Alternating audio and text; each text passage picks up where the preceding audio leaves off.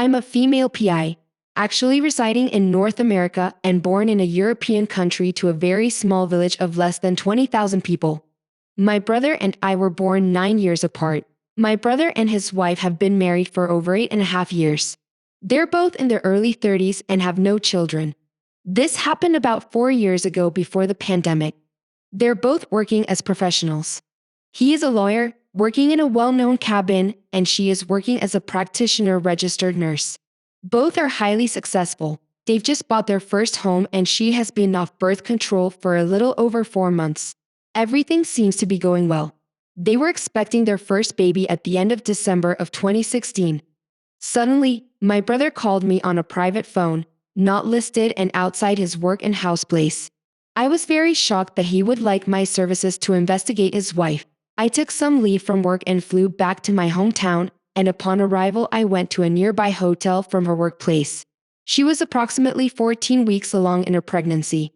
My brother explained to me her hospital and schooling working schedule. She is teaching nursing a few hours a week. Normally they would be home at 1900 and leave at 630 for work. Many months back, 6 to 9, she started taking longer hours for her classes, leaving earlier maybe 3 to 4 times a week. First, red flags, now rare intimacy, and her first priorities are her friend's second red flag. When she learned she was expecting, she cried the whole weekend. Also, red flag. Even if he was trying to discuss the crying situation, she was actually giving him the silent treatment with his approval and permission. I started my investigation by reviewing their phone bill, bank transactions, VR, GPS installed in their cars, phone home camera, etc. I investigated her for 14 days without finding anything suspicious. My brother and I were discussing how to stop everything. I had an additional 15 days off, so I visited my old school friends during a dinner. A few girls were discussing a nurse, possibly cheating with a friend's husband who has gone on a business trip returning the following Sunday. I actually asked the name and what type of work he was involved in. He was representing a large medical supply business and obtained his full name to avoid suspicion. I waited for an hour and asked the girls if they knew the girl's name. They did not know, but they knew her nickname identical to my sister-in-law. I had enough details to validate his return flight and travel arrangements. My brother called me, informing me sister-in-law was happier. He was also inviting me for an at-home dinner. After the next weekend, I told him that I had a few points to validate in my investigation and I would call him back and request her day-to-day schedule, including sudden changes. My brother informed me immediately that she was going on a medical conference traveling Wednesday, Thursday, Friday, Saturday, returning on Sunday afternoon. According to her, she had to replace someone sick and she had to attend the conference Wednesday afternoon. She took the train to a larger city, about 625 kilometers from home without my brother knowing I was on the same train, taking pictures, small videos, etc. 15 minutes before our arrival, she went to the bathroom and changed clothes, put on makeup. She was all done up and prepared to meet her former partner. I nearly did not recognize her. I was shocked. At the train station, the lovebirds were not hiding themselves, kissing, groping, etc. They walked, holding hands to a nearby expensive hotel. I modified a picture to send it to my friend to validate the cheating husband. And she validated the cheater immediately, telling her I would be back with more information later for the other woman. I succeeded in getting a room at the same hotel. Their names and room number were listed as do not disturb for a few days for cleaning and room service. I managed to get a room on the same floor with the angle of the building. I could see them when they were on the balcony in their bathroom. First day night I went for dinner at the hotel lobby and saw them all done up in line to be seated. He had his hand on her little bum. She was smiling, ear to ear and extremely beautiful and attractive. Everyone was looking at them. The restaurant was nearly full and seated a few tables beside them. We could see each other relatively easily. We were looking at each other, but she did not recognize me. But at times she was staring at me. I was just looking at my food phone and recording them. I do not know why she did not recognize me immediately. We never saw each other in the past 3.5 years. My hair was done up with different color and length. My dress was something that I would never wear in normal circumstances. At the end of the meal, we all took the same elevator and a few seconds before the 5th floor and the door opened, I started to sing a melody. Me and my brother used to sing together. She was looking at me and extremely confused. Bought out the elevator first and quickly walked immediately to my room. I took a shower to cool down and I had 3 missed calls from her. She always had my phone number. She left a message to call her back. I had enough evidence from my brother to prove her cheating business. I called my brother and gave him a rundown of the situation, and I will be on the next train back to his place. He wanted immediately some pictures and evidence to start the divorce procedures. My brother sent her the pictures of them on the balcony, kissing in the bathroom, and the lovebirds meeting at the train station and walking, holding hands of the hotel. No room for negotiation or interpretation with the pictures. Train was going back home in 90 minutes. I packed my bags and took the train. After the train took off, I felt uneasy. Like someone looking at you. Sure enough, they were both seated. 7 or 10 seats over. At times they were still kissing. I took pictures, time-stamped, and sent them to my brother and friend. My brother. Another woman and my friend were waiting at the train station for their arrival. It was a mess. The other woman was expecting. And about the same time that my sister-in-law. Both of them did not say a word at the train station. My brother and I took a cab back home. Her belongings were in the process of being packed. He sent her a text informing her where they were going to be stored. Estina said test clean. He was not the father of the unborn child. A third partner was. The divorce proceedings took 4 months. He divorced her on adultery clause. 2 years later, he met a fantastic woman. Still no child. Still working at the same law firm.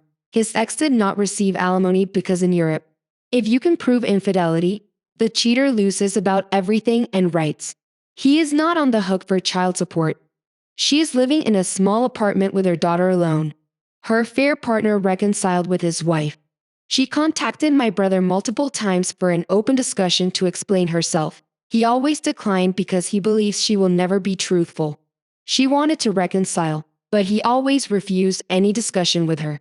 His last words to her at the train station. The divorce petition will be served next week, according to the affair partner.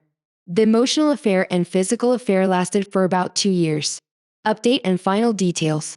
Summary posting. Remember their story attracted so many comments from Reddit and friends. Thank you for your support. It sparked many discussions within our small community and brought people to speak the truth about the affairs of their partner. I will not publish name or personal information. I will not post official information to protect everyone's privacy. Here is a final detailed summary. We officially received the judicial DNA lab answer. My brother was informed of the DNA testing procedure because his name was flagged in the judicial system a few days before disclosure, and the paralegals at his office informed him immediately. He contacted me and told him everything and confirmed he was a volunteer to provide DNA for the paternity test. I was extremely and happily surprised. He was not mad at us, nor at his ex-wife. Like you said, I just need the truth to plan my future. This is a very surprising statement from him. He requested a morning meeting for the DNA official disclosure. He also requested his ex-wife's presence. Her ex-affair partner. Our mother and father. Her parents and me. He did not want the child to be present during the procedure. This was an extremely emotional morning. Brother arrived first and had a private talk with the judicial representative. When we arrived, he asked us to sit according to his sitting plan. There were 3 groups of chairs and the secretary was inviting everyone by their name to enter the room and take a designated seat. They seated our family. After seated a fair partner to the opposite of the room, and my brother almost to the middle, but a little closer to us. Every group had a few free chairs in their groups, and the secretary invited our ex-sister-in-law last to take a seat without telling her where to go. Everyone was standing and she walked directly to my brother, taking his arm immediately. No hesitation. Everyone was surprised, including him, of her action. She whispered a few words to my brother and after a pause, he nodded in agreement. This is the first exchange between them since our last words at the train station almost 5 years ago. She was shaking like a leaf in a windstorm. The representative took her seat and we sat down after the basic routine law speech procedure. She made the official lecture and he was biologically named father. During the procedure, our sister-in-law as a representative to make an allocation.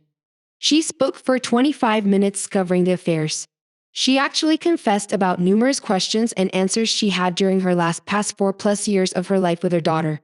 We learned nothing new. The affair was just shorter than anticipated. She was deeply remorseful and was bawling during the whole allocation. She finished by confirming she was very happy that her little girl had a father.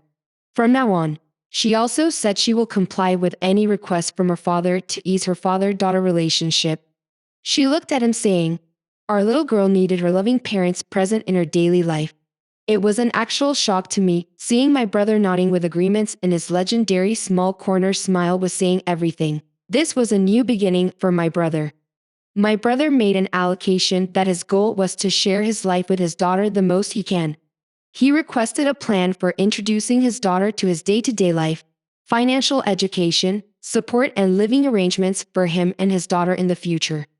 He also stated that he was extremely nervous to be a father of a little girl. The representative invited the affair partner to make an application. He stood up, made an apology, and he walked out less than a minute.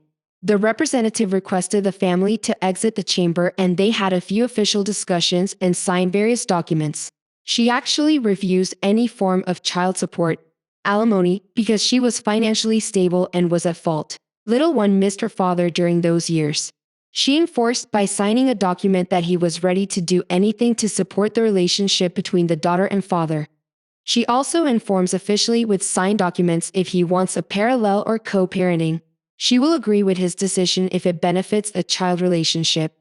She also named her mother and father to be the moderators in case of future dispute and to be a safe place for the child. After 30 minutes, she walked out alone, thanking us for her support and telling us she had to go pick up her daughter and go to feed her because it was almost 12 o'clock. She was going to request a cab, but I offered to drive her where she wanted to go. She accepted the offer and I said, "We will wait a few minutes for my brother," and she shyly agreed. My brother walked out with a big smile and asked everyone if they were hungry because he was offering everyone a meal at the restaurant nearby. I went to my brother telling him that I will drive an ex-sister-in-law to pick up my niece and drive them to their home. A few seconds later he looked at her and said that he will drive her and his daughter will join us for her first family meal. Ex-sister-in-law shyly tried to make a comment that it was not her place and my brother reminded her immediately of her statements during the hearing proceeding and invited his ex-wife to make sure my niece will be at ease with the situation. She became red and agreed extremely shyly and asked the family if she could join, and we said yes.